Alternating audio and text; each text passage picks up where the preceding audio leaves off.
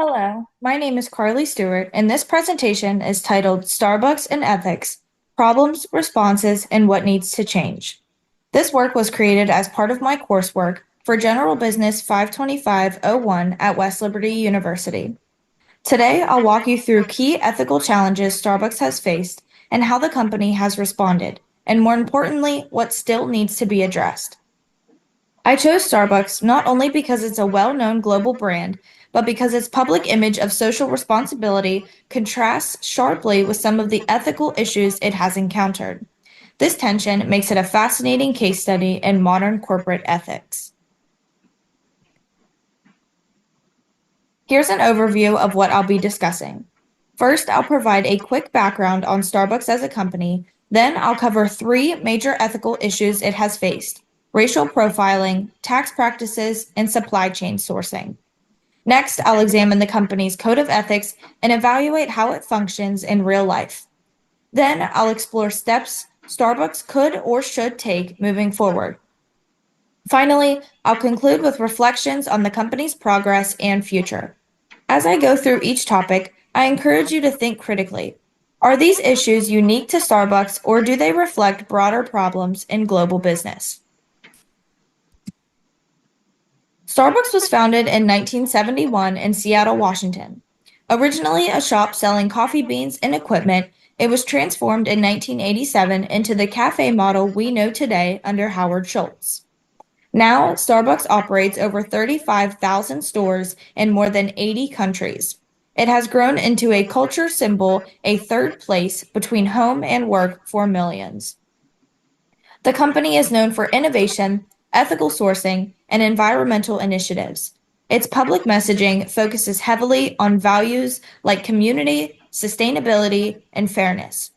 However, despite this progressive image, Starbucks has faced serious ethical questions, some of which have had lasting impacts on its brand reputation. This contrast between image and reality is where much of the ethical tension lies. One of the most public ethical challenges Starbucks has faced was the 2018 incident in Philadelphia. Two Black men were arrested while waiting for a friend without making a purchase. A Starbucks employee called the police, sparking accusations of racial profiling. This moment led to nationwide criticism and a reevaluation of how inclusive Starbucks truly was, despite its public values of diversity and fairness. The video of the arrest went viral, triggering protests and a boycott movement. It wasn't just a PR crisis, it became a national conversation about race, bias, and public space.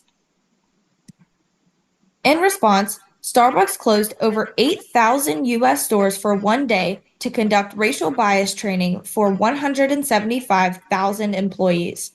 It also updated its policy to allow anyone to sit in the store or use the restroom without buying anything.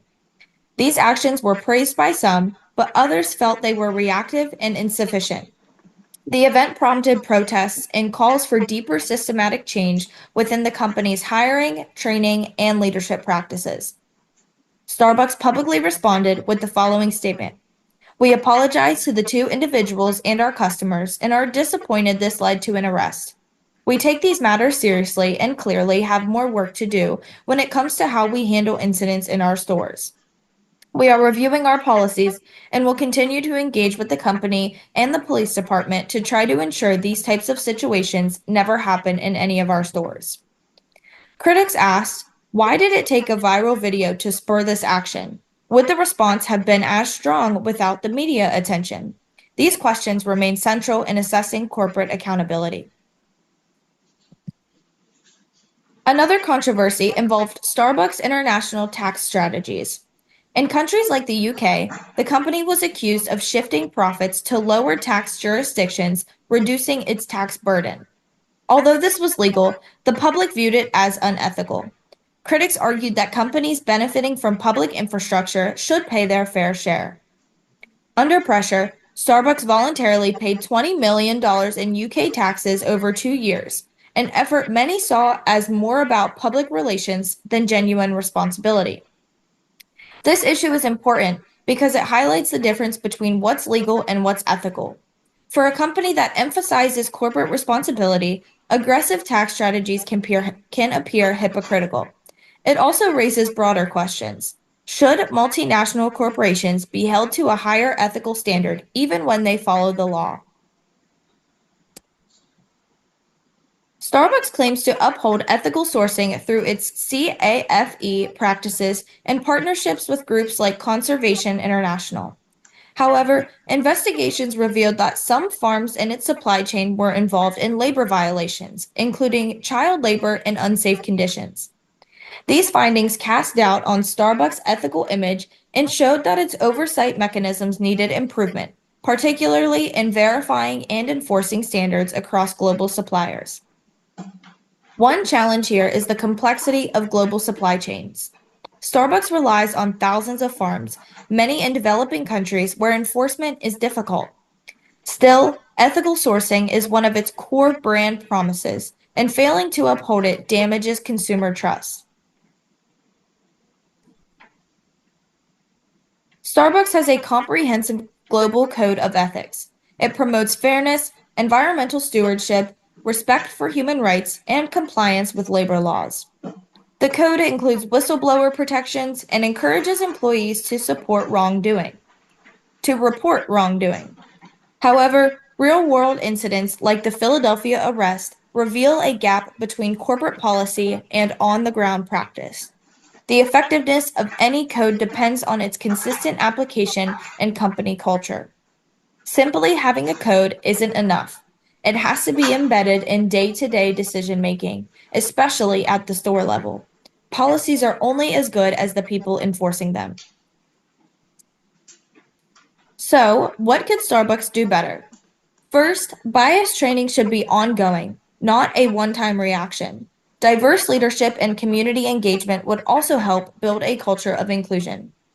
Second, the company should be transparent about its taxes in every country where it operates.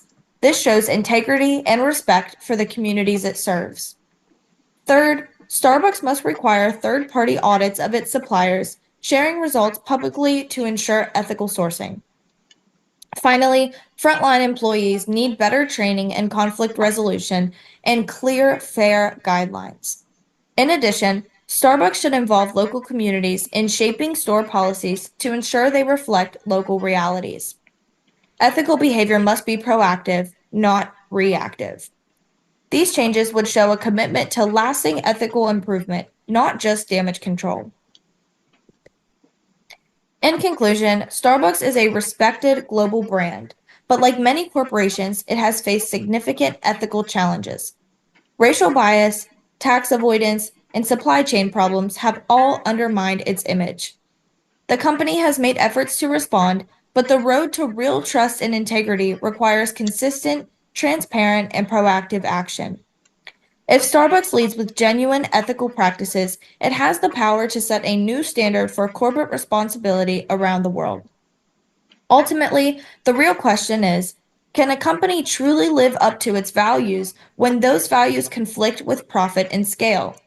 Starbucks' journey is ongoing, and its choices in the upcoming years will answer that question. Here are the sources referenced throughout this presentation, including academic research and media reports covering the major events and issues discussed. These include works by Boatwright and Smith, Helloyd and Campbell, and official Starbucks policies, as well as news coverage from Ortiz, Chappell, and others. For anyone interested in a deeper dive, I'm happy to share more sources and case studies that informed this analysis.